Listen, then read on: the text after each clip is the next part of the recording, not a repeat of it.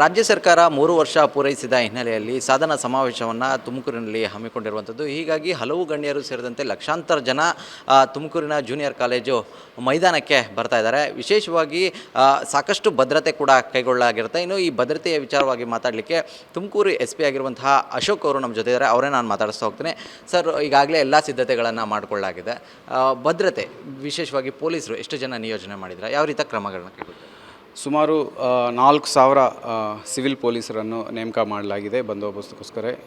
4 ಜಿಲ್ಲೆಗಳಿಂದ SP ಗಳು ಮತ್ತು 2 DCPಗಳು ಬಂದಿದ್ದಾರೆ. ಇದರ ಜೊತೆಗೆ 16 KSRP ಪ್ಲಟೂನ್ಸ್ ಮತ್ತು DR ಪ್ಲಟೂನ್ಸು, CRಯಿಂದ ಒಂದಷ್ಟು ಪ್ಲಟೂನ್ಸು ಬಂದಿದ್ದಾವೆ. ಸೊ ಇಷ್ಟು ಮೆನ್ ಇಟ್ಕೊಂಡು ನಾವು ಭಾಳ ಸೂಕ್ತವಾಗಿ ಬಂದೋಬಸ್ತ್ ಮಾಡಲಾಗಿದೆ. ಸೊ ಬಂದೋಬಸ್ತಲ್ಲಿ ಮುಖ್ಯವಾಗಿ 3 ಅಂಶಗಳಿದ್ದಾವೆ. ಒಂದು ಕಾರ್ಯಕ್ರಮ ಸ್ಥಳ ಬಂದೋಬಸ್ತ್, ಎರಡನೇದು ಟ್ರಾಫಿಕ್ ಎಸ್ಪೆಷಲಿ, ಯಾಕಂದರೆ ಸುಮಾರು 2,000ಕ್ಕಿಂತ ಹೆಚ್ಚು ಬಸ್ಸಸ್ನು ನಾವು ಹ್ಯಾಂಡಲ್ ಮಾಡಲಾಗ್ತಾಯಿದೆ. ಅದರ ಜೊತೆಗೆ ಸಾರ್ವಜನಿಕರ ಮೂವ್ಮೆಂಟ್ ಆಗಲಿ, VIPs, ಮಾನ್ಯ ಮುಖ್ಯಮಂತ್ರಿಗಳ ಮೂವ್ಮೆಂಟ್, ಇವೆಲ್ಲ ನಾವು ನೋಡಲಾಗುತ್ತೆ. ಸರ್, ವಿಶೇಷವಾಗಿ ಸರ್ 2,000ಕ್ಕೂ ಹೆಚ್ಚು ಬಸ್ಗಳಲ್ಲಿ ಜನರು ಬರ್ತಾ ಇದ್ದಾರೆ ಅಂದರೆ ಎಷ್ಟು ಜನ ಬರುವಂಥ ನಿರೀಕ್ಷೆ ಇದೆ? ಅವರ ನಿರ್ವಹಣೆ, ಕಂಟ್ರೋಲು ಯಾವ ರೀತಿ ಸಾಗುತ್ತೆ ಅಂತ? ಸೊ ಈಗ ಹೈಸ್ಕೂಲ್ ಗ್ರೌಂಡಲ್ಲಿ ಈಗಾಗಲೇ 1,00,000ಕ್ಕಿಂತ ಹೆಚ್ಚು ಕೆಪಾಸಿಟಿಗೆ ಅರೇಂಜ್ಮೆಂಟ್ಸ್ ಮಾಡಲಾಗಿದೆ.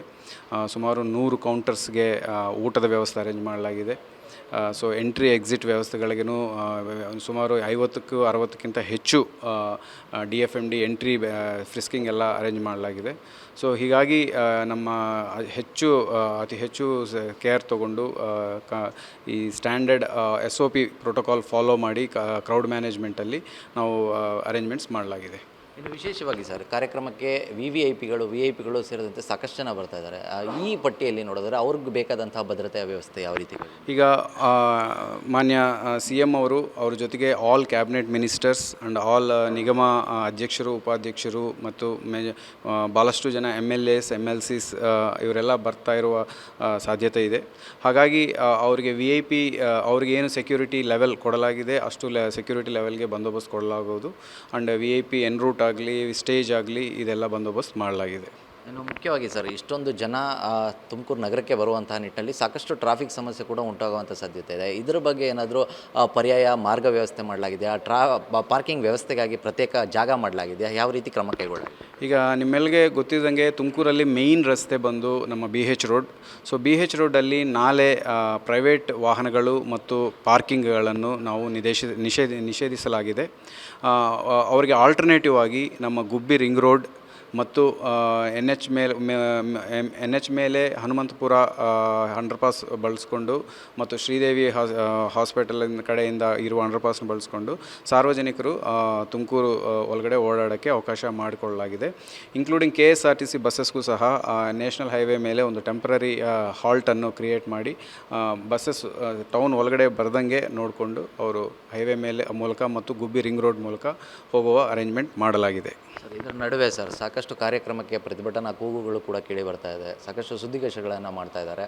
ಪ್ರತಿಭಟನೆ ಮಾಡ್ತೀವಿ, ಕಾರ್ಯಕ್ರಮದ ನಡುವೆ ಕಪ್ಪು ಬಾವುಟ ಪ್ರದರ್ಶನ ಮಾಡ್ತೀವಿ ಅಂತ ಹೇಳಿ ಕೂಡ ಹೇಳ್ತಾರೆ. ಇದ್ರ ಬಗ್ಗೆ ಅನುಮತಿ ಏನಾದರೂ ಸಿಕ್ಕಿದೆ ಅಥವಾ ಇದ್ರ ಬಗ್ಗೆ ಕ್ರಮ ಹೇಗಿದೆ? ಸೊ ಇದು ತುಂಬ ಹೆಚ್ಚು ಜನ ಬರ್ತಾ ಇರುವಂಥ ಕಾರ್ಯಕ್ರಮ ಆಗಿರೋದ್ರಿಂದ ಕ್ರೌಡ್ ಮ್ಯಾನೇಜ್ಮೆಂಟ್ ಅನ್ನೋದು ತುಂಬ ಕಷ್ಟ ಇರುತ್ತೆ. ಇಂಥ ಸಮಯದಲ್ಲಿ ಯಾವುದೇ ಪ್ರತಿಭಟನೆಗಾಗಲಿ, ಯಾವುದೇ ಪ್ರೊಟೆಸ್ಟ್ಗಾಗಲಿ ಪರ್ಮಿಷನ್ ಕೊಡೋಕ್ಕೆ ಅವಕಾಶ ಇಲ್ಲ. ಹಾಗಾಗಿ ಯಾವುದೇ ಸಂಘ ಸಂಸ್ಥೆ ಆಗಲಿ, ಯಾವುದೇ ಆರ್ಗನೈಸೇಷನ್ ಆಗಲಿ ಆ ಥರ ಏನಾದರೂ ರಿಕ್ವೆಸ್ಟ್ ಇದ್ದರೆ ಅವರು ಮಿಕ್ಕಿದ ಸಮಯದಲ್ಲಿ ಕನ್ಸರ್ನ್ಡ್ ಅಥಾರಿಟೀಸ್ಗೆ ಹೋಗಿ ಅವರು ಮನವಿಗಳನ್ನು ಸಲ್ಲಿಸಲಾಗೋದು. ಬಟ್ ನಾಳೆ ಇರುವ ಸಿಚುವೇಷನ್ಗೆ ಯಾವುದೇ ಪ್ರತಿಭಟನೆಗೆ ಅವಕಾಶ ನೀಡೋದಿಲ್ಲ.